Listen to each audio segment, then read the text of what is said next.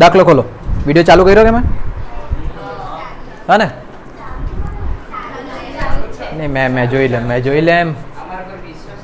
નહીં એટલે તમારી વાતો પર નહીં મળે, તમારા પર તો છે. આજે બધા ચૂપ રહેજો તો જીત સોમવારે કંઈક કરે એમ તો ક્યાં કરે જીત કે જે નામ હોય છે. ચાલો 7મો દાખલો. 7મો મીન્સ કે તમે નંબર 1 આપ્યો હશે તો નંબર 1 કઈ નહીં. જોઈ લેજો દાખલામાં. નીચેના વ્યવહારો પરથી નીતિન સ્ટોર્સ, પંખાનો અવાજ આવે માઇકમાં એટલે. ચાલો જોઈ લેજો હવે પાછું. નીચેના વ્યવહારો પરથી નીતિન સ્ટોર્સ કે જે કાયમ નથી, કાપડના વેપારી છે, તેમના ચોપડે ખાનાવાળી વેચાણ નોંધ તૈયાર કરો. દેખાય બધાને? આ અંડરલાઈન કરી દેવો, ખાનાવાળી વેચાણ નોંધ. હવે પછી લીટા પાડજો, મૂકી લો બધું, ખાલી કેલ્સી બાર રાખવાની. કેલ્સી બાર રાખજો, બીજું કંઈ કરવાનું નથી અત્યારે. લખવાનો ટાઈમ આપા. કર્યું અંડરલાઈન બધાએ? ખાનાવાળી વેચાણ નોંધ તૈયાર કરો. પછી આગળ જોજો. શું થયું? વચ્ચે બોલવાનું બંધ કરજો. અહીંયાથી આપણે પાછા સ્ટાર્ટ કરીએ અને એટલે ખબર પડે કે અહીંયાથી કાપવાનું છે એમ. ચાલો શાંતિથી જોજો. હવે પેટા નોંધનો દાખલો છે, ખાનાવાળી પેટા નોંધ જોવાના છે. નીચેના વ્યવહારો પરથી નીતિન સ્ટોર્સ કે જે કાપડના વેપારી છે, તેમના ચોપડે ખાનાવાળી વેચાણ નોંધ તૈયાર કરવા કીધેલી છે. ખાનાવાળી વેચાણ નોંધના નીચે અંડરલાઈન કરવાનું. નીચે નીતિન સ્ટોર્સ સુતરાવ, ખાદી અને રેશમ એમ 3 પ્રકારના કાપડની લે વેચનો ધંધો કરે છે. ચાલો બોર્ડ પર જોજો. અત્યાર સુધી તમે સાદી જે પેટા નોંધ ભણ્યા તેની અંદર તારીખ, પછી વેપારી અથવા તો ગ્રાહકનું નામ, પછી અહીંયા બિલનું નામ જે આવે તે આવક, જાભન, ઉચીન જચીન જે આવશે તે, પછી ખાપા અને છેલ્લું ખાનું કયું બનતું તમારું? રકમનું. પણ અમુક વેપારીઓ એવા હોય કે જે એક જ ધંધાની અંદર અલગ અલગ પ્રકારના વસ્તુઓનો વેપાર કરતા હોય. જેમ કે અહીંયા પહેલું કયું છે? સુતરાવ કાપડ, પછી ખાદી અને રેશમ. આ 3 વસ્તુઓનો વેપાર કરે છે. હવે જેટલી વસ્તુનો વેપાર કરે ને તેટલા ખાના તમારે અલગ બનાવવાના. એને જ કહેવાય તમારી કઈ પેટા નોંધ? ખાનાવાળી પેટા નોંધ. ખબર પડે? આના પહેલા રકમ માટે તમે એક જ ખાનું બનાવતા હતા, પણ એ રકમની જગ્યા એ લોકો જે વસ્તુ બનાવતા છે ને તે વસ્તુ માટેના અલગ અલગ ખાના બનાવવાના. સોન બંધ કરજો છોકરીઓ. ચાલો તો આ જે રકમ છે, રકમ માટે જે તમે એક ખાના બનાવતા હતા તેની જગ્યા પહેલું ખાનું બનશે સુતરાવ કાપડ, બીજું ખાનું બનશે ખાદીના કાપડ, ત્રીજું ખાનું બનશે રેશમના કાપડ. ખબર પડે આ બધાને? અને છેલ્લે લખવાનું કુલ. ક્લિયર આટલું? આ કહેવાય તમારી ખાનાવાળી પેટા નોંધ. એક આ દાખલો છે અને એક બીજો ટેબલ ખુરશી વાળો દાખલો છે. એ જ 2 દાખલા છે જે તમારા એક્ઝામમાં પૂછાઈ શકે. બીજા તો કોઈ તમારા પૂછાવાના નથી. કાયદા કાનૂન તમારા પહેલા 7 કીધેલા તેના તે જ. પહેલું ફક્ત માલને લગતા ઉધાર વ્યવહારની નોંધ કરવાની. બીજું મિલકતને લગતા વ્યવહારની નોંધ નહીં કરવાની. રોકડ વ્યવહારની નોંધ નહીં કરવાની. બિનઆર્થિક વ્યવહારની નોંધ નહીં કરવાની. રોકડ વટાવની નોંધવાનું. અડધો વ્યવહાર રોકડ, અડધો વ્યવહાર ઉધાર હોય તો સંપૂર્ણ વ્યવહાર ઉધાર ગણીને નોંધવાનું. અને રકમ લખતી વખતે ફક્ત ને ફક્ત વેપારી વટાવ બાદ કરવાનું, તેની જ નોંધ કરવાની. બીજું કંઈ લખવાની જરૂર નથી. ક્લિયર આટલું બધાને? કાયદા કાનૂન એ જ લાગુ પડશે, ખાલી જે રકમ લખવાની ને તે રકમ છૂટી પાડીને લખવાની છે, બસ એટલું જ. ચાલો વ્યવહાર જોજો. 2018 મે 1 પહેલા અહીંયા લખી દે 2018 મે. તારીખ કઈ આવશે તે અત્યારે આપણને ખબર નથી. અને ફક્ત ને ફક્ત વેચાણ નોંધ તૈયાર કરવાની છે, એટલે મેં ખાલી અહીંયા વેચાણ નોંધ લખ્યું છે. તમારે 4 બી બનાવવાના આવી શકે, પણ પછી એ દાખલો બહુ લાંબો થઈ જાય. વેચાણ નોંધ, વેચાણ કરીએ તો ગ્રાહકને કરીએ એટલે અહીંયા નામ કોનું? ગ્રાહકનું. વેચે તો માલ જાય એટલે અહીંયા બિલનું નામ શું છે? જાવક ભરતિયા નંબર. ચાલો જો પહેલો વ્યવહાર. જાનકી સ્ટોર્સને 100 મીટર સુતરાવ કાપડ મીટર દીઠ ₹40 ના ભાવે, 200 મીટર ખાદી મીટર દીઠ ₹20 ના ભાવે, 50 મીટર રેશમ મીટર દીઠ ₹200 ના ભાવે 10% વેપારી વટાવે વેચ્યું. શાખની મુદત 3 માસ. આ શાખની મુદત આવી ગઈ એટલે ખબર પડી જાય કે ઉધાર વ્યવહાર છે. બરાબર? ચાલો શાખની મુદત આવી એટલે ઉધાર વ્યવહાર ખબર પડી. બીજી વસ્તુ વેચેલું છે. વેચેલું હોય તો કઈ નોંધમાં લખાય? વેચાણ નોંધમાં. એટલે પહેલો વ્યવહાર આપણે અહીંયા નોંધશું. નંબર 1. ફોન જરીક સાયલેન્ટ રાખીને આવવાની. અવાજ નહીં કરતા, હલાવતા નહીં. પાછળ જઈને બેસી જાઓ. જરીક બી નહીં હલાવતા.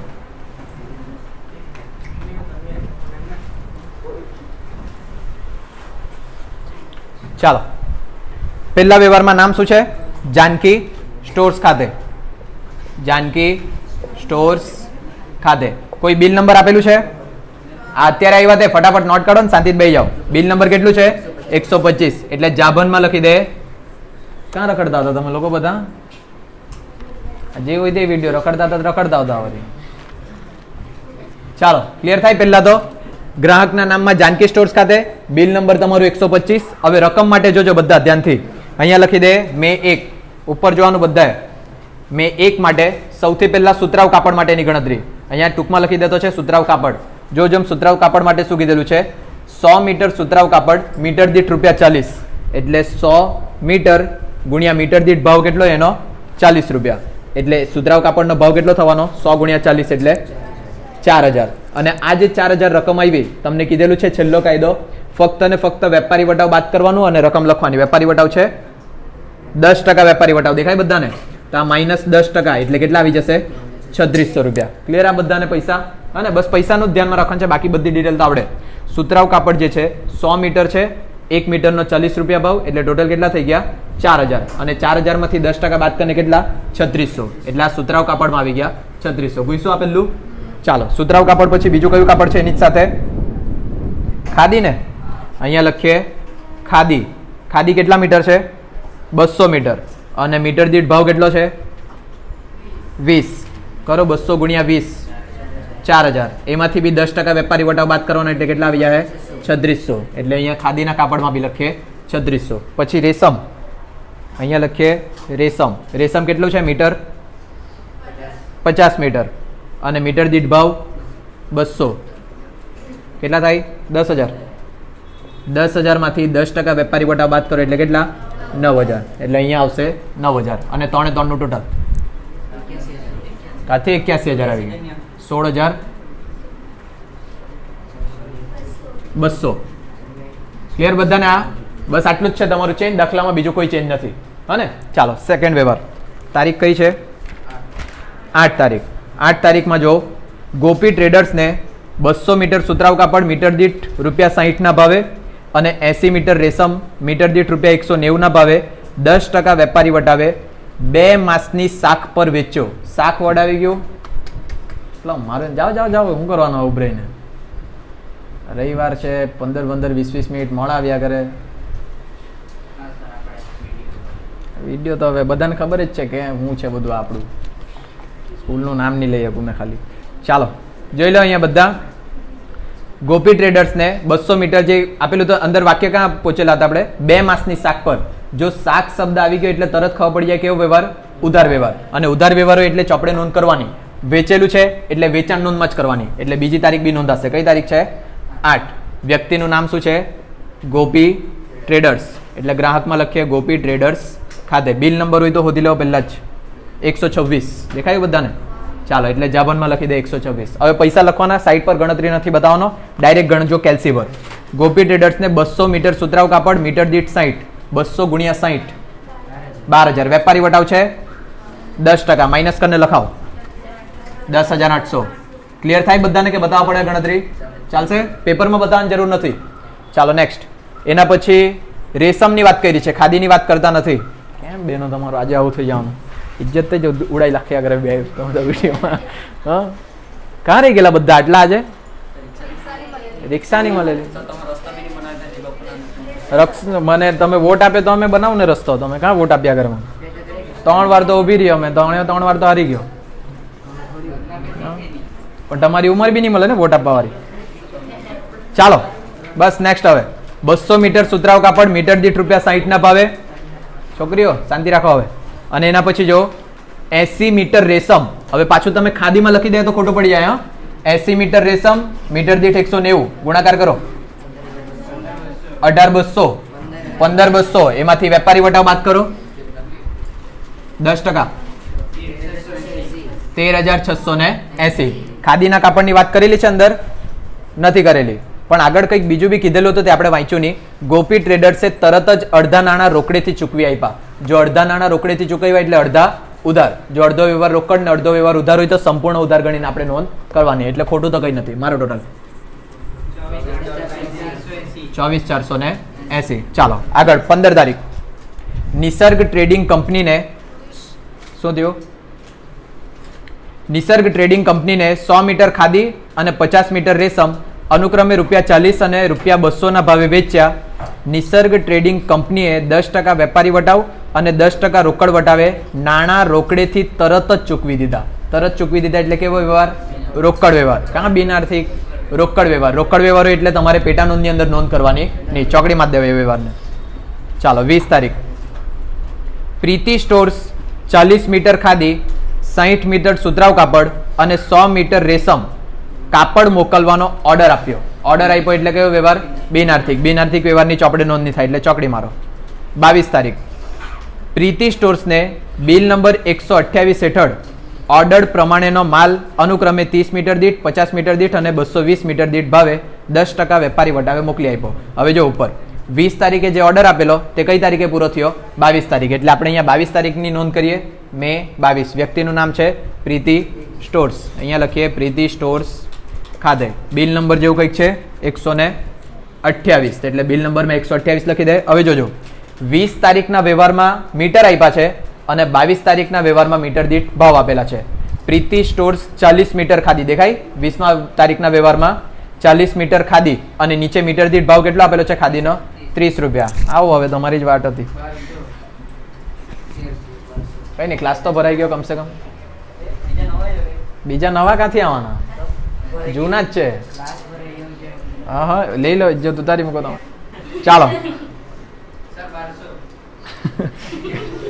ચાલો પાછું જોઈ લો બધા. પેલાની વાત બરાબર છે પણ જોઈ લો. પહેલા દાખલામાં 20 તારીખના વ્યવહારમાં પ્રીતિ સ્ટોર્સ 40 મીટર ખાદી, 60 મીટર દક્ષ કેમ વચ્ચે બોલ્યા કરે તું?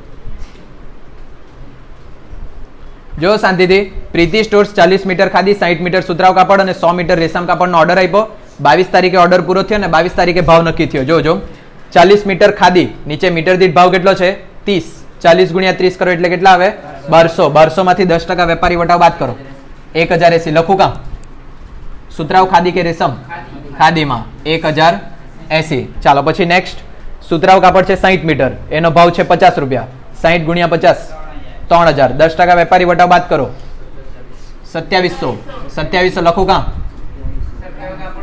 સુતરાઉ કાપડ હતું તો એ પૂછી લે, મરગ જ પૂછ્યા કરે પાછો. ચાલો નેક્સ્ટ. એના પછી રેશમ 100 મીટર રેશમ છે, ભાવ છે 220. 100 ગુણ્યા 220 22000 માઇનસ 10% વેપારી વટાવ 19800. 3 નું ટોટલ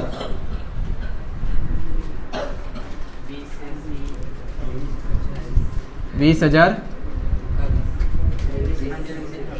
23,580. ચાલો 22 તારીખ પછી 26 તારીખ, દેસાઈ એન્ડ કંપનીને ₹15,000 નું સુતરાઉ કાપડ 10% વેપારી વટાવે વેચ્યું. ઉધાર વ્યવહાર છે અને વેચેલું છે એટલે વેચાણ નોંધમાં તો લખવા પડશે. તારીખ કઈ? 26. વ્યક્તિનું નામ દેસાઈ એન્ડ કંપની ખાતે. બિલ નંબર જેવું કંઈક છે 129. ચાલો એના પછી જો ખાલી એક જ કાપડ વેચ્યું છે, કયું? સુતરાઉ કાપડ, ને ડાયરેક્ટ 15,000 ભાવે જ આપી દીધેલો છે. 15,000 છે, આપણે વેપારી વટાવ બાદ કરીને લખવાનો. માઇનસ કરો 10% વેપારી વટાવ 13,500. બીજા કોઈ કાપડ નથી એટલે ટોટલમાં બી કેટલા આવી જશે? 13,500. નેક્સ્ટ છેલ્લો 30 તારીખ, DCM સ્ટોર્સને ₹20,000 ખાદી, 5% વેપારી વટાવે 18% વસેક ચડાવીને બિલ નંબર 130 મોકલી આપ્યું. પહેલા તો ઉધાર વ્યવહાર કે રોકડ વ્યવહાર? ઉધાર વ્યવહાર એટલે નોંધ તો કરવા જ પડશે. એટલે અહીંયા લખીએ તારીખ 30. નામ શું છે? DCM સ્ટોર્સ ખાધે. બિલ નંબર જેવું કંઈક આપ્યું છે 130. અહીંયા લખીએ બિલ નંબર 130. હવે જોજો પૈસા માટે 20,000 ની ખાદી છે એટલે ખાદીના ખાનામાં લખવાનું. પૈસા માટે છેલ્લું વાક્ય ફક્ત અને ફક્ત વેપારી વટાવ બાદ કરીને રકમ લખવાની. વેપારી વટાવ બાદ કરો 5%. 19,000 બરાબર. બીજા કોઈ કાપડની વાત નથી કરેલી એટલે ટોટલ બી કેટલા આવવાના? 19,000. પતી ગયા બધા વ્યવહાર. ચાલો માર દેવ ટોટલ છેલ્લામાં 96,760. આ બધાનું બી મારવાનું. અહીંયા લખાશે કુલ ઉધાર વેચાણ. આમાં લાસ્ટમાં 22,680 23,80